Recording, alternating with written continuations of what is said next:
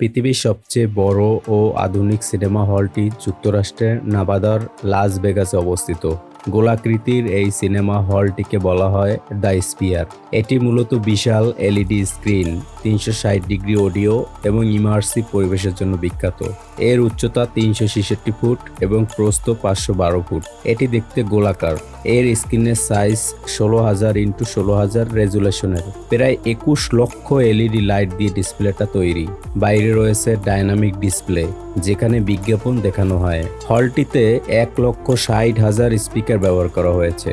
এটিতে আসন সংখ্যা 18,600। তার ভিতরে হ্যাপটিক প্রযুক্তি রয়েছে 10,000টিতে, যাতে দর্শককে কম্পন অনুভব করতে সাহায্য করে।